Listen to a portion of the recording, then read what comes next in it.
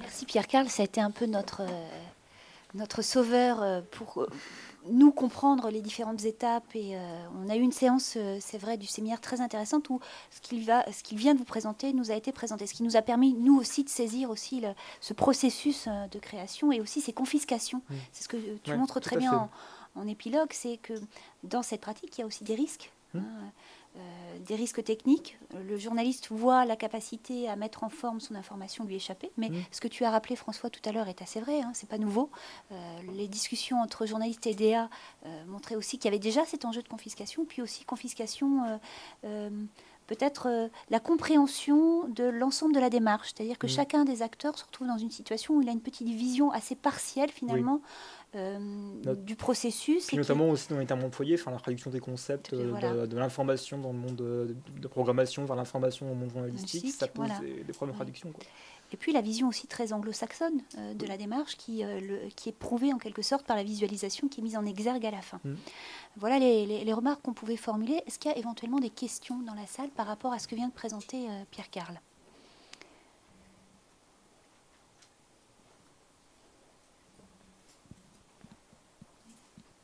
Aline ?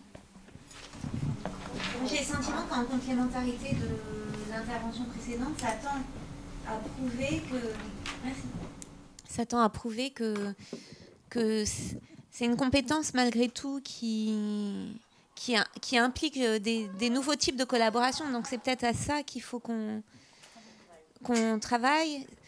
Nous-mêmes, en fait, on a essayé de travailler à ça pendant toute cette année de recherche, c'est-à-dire à trouver un langage commun avec d'autres disciplines. Donc il se trouve que Pierre-Carl, vous avez une inclination naturelle pour ce type d'outils, mais même en étant déjà baigné dedans, on voit que tout n'est pas simple et tout n'est pas possible non plus. Donc peut-être qu'il ne faut pas imaginer que tout le monde pourrait savoir tout faire, comme on n'a jamais demandé à tout le monde de savoir faire, par exemple, la mise en page d'un journal de A à Z. En revanche, on demande à un journaliste de savoir anticiper la titraille, d'écrire français, de prévoir un récit adapté au calibrage, etc.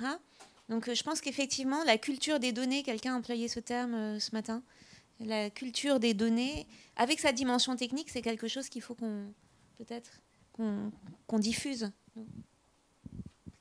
Oui, bonjour, Philippe Onillon de l'AFP. Moi j'ai une question pas du tout conceptuelle et très pratique. Et je voudrais profiter de cette immersion que vous avez fait dans le data journalisme pour que vous nous disiez, vous n'avez pas cité d'exemple de choses que vous avez vues sur Internet. Alors on a tous vu des choses jolies, spectaculaires, etc. Sachant ce que vous savez, ce que vous avez fait, est-ce que vous pouvez nous citer quelques exemples de data journalisme vraiment réussi, c'est-à-dire qui soit vraiment une information intéressante, pas simplement jolie, pas simplement une performance de geek, mais quelque chose qui était vraiment pertinent, qu'il fallait vraiment faire en data journalisme, qui aurait été beaucoup moins bien avec un autre média, qui était bien fait, pertinent et qui touchait son but. Quelques exemples. Ouais, je vais... Si, il y en a quand même. Alors, je peux déjà faire des exemples français, parce que bon, c'est vrai que c'est quand même peut-être plus parlant pour nous de voir ça. Alors, par exemple, moi, je vais peut-être faire une fleur, mais la dévisualisation du Diplomacy Hub de l'AFP, je trouve que c'est quand même...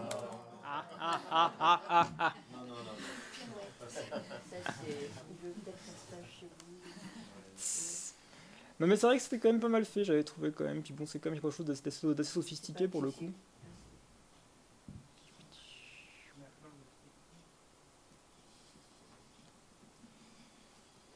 Alors, à la fois, bon, c'est quelque chose d'assez complexe, mais qui, bon, je trouve pour le coup est quand même intéressante pour saisir un peu donc les interactions entre les réseaux diplomatiques et surtout en temps réel, quoi. C'est quand même ça pour le coup. Il y a quand même un vrai apport du journalisme dans l'incapacité où on ferait quelque chose qui serait fait par un humain. On sait à partir d'un moment donné le service peut s'arrêter, que que l'information peut forcément continuer. Et c'est bon, l'avantage serait d'avoir automatisé ce recueil d'informations directement à partir de l'API Twitter, qui permet donc de récupérer un peu les principales tendances donc des relations entre des diplomates, sur le réseau diplomatique entre les États. Un un autre exemple également que je trouvais pas mal, c'était sur la rémunération des fonctionnaires. Bon. S'ils l'ont toujours, le problème, c'est que des fois, il y a des trucs qui disparaissent, quoi. Ah voilà, il est ici. Je crois que c'est celui-ci.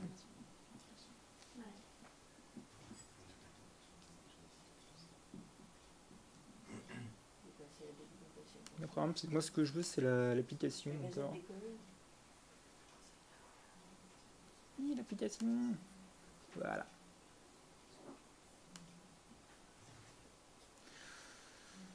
Donc bon, je trouve un exemple assez intéressant. La force quand même du journalisme, c'est quand même d'essayer de mettre un peu d'ordre dans des trucs extrêmement complexes. C'est-à-dire notamment, donc là on est sur un phénomène extrêmement compliqué, donc calculer la rémunération d'un fonctionnaire, donc en partant de quantité de différentes variables et ainsi de suite, et l'idée donc de réussir à représenter ça de manière un peu lisible. Donc c'est vrai que moi je trouve que c'est... à nouveau, bon, à chaque fois on est quand même un peu en lien soit avec des services comme Twitter ou autres qui permettent de représenter une information qui n'existait pas avant, ou encore avec des initiatives qui relèvent un peu de l'open data, parce que c'est un peu ce qui est quand même le cas ici. Donc ce qui confirme un peu quand même l'idée que le data journalisme qui fonctionne toujours un data journalisme en complément par rapport à des initiatives qui dépassent un peu le journalisme finalement à chaque fois.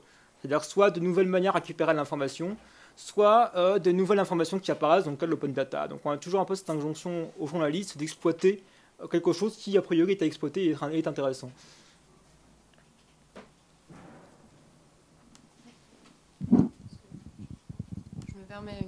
Je me permets une petite réflexion. Je sais pas Oui. si ça fonctionne.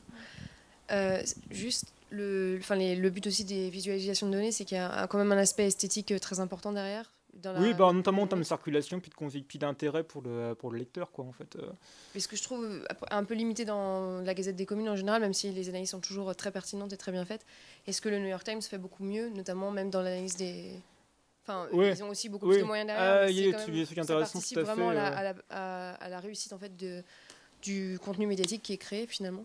Et je pense récemment à ce qu'ils ont fait sur l'aménagement de la ville de New York en récupérant les données publiques de la ville de New York pour voir le résultat à l'issue des mandats de Bloomberg, en fait, où là, c'était particulièrement pertinent et bien fait en termes de structuration de l'information. Voilà, et visuellement, donc en utilisant aussi des photos pour permettre de donner à voir en fait, ces données publiques sur 10 ans, en fait.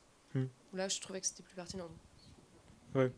Oui, alors après moi c'est vrai que bon, j'ai un peu abdiqué par rapport à ça parce que c'est vrai que maintenant j'ai un peu dépassé ma focale évidemment de constater un de données une première fois, on voit déjà avant tout l'aspect esthétique.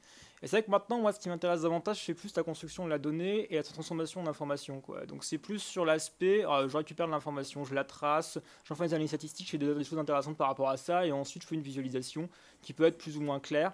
Mais déjà, l'essentiel, c'est de réussir à structurer ça. Et c'est ça qui me semble peut-être plus finalement l'apport du journalisme donné, qui s'inscrit d'ailleurs dans la lignée du journalisme statistique qui existe déjà depuis longtemps.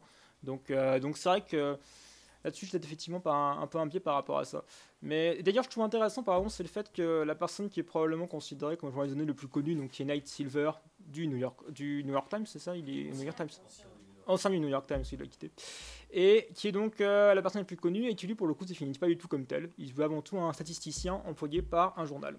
Et il est extrêmement connu parce qu'il est considéré comme celui qui a prédit la victoire de Barack Obama avec une marge très très faible, une marge d'erreur extrêmement faible. Donc on est vraiment quand même dans cette idée quand même que il y a quand même toujours un peu la séparation des métiers qui joue, quoi.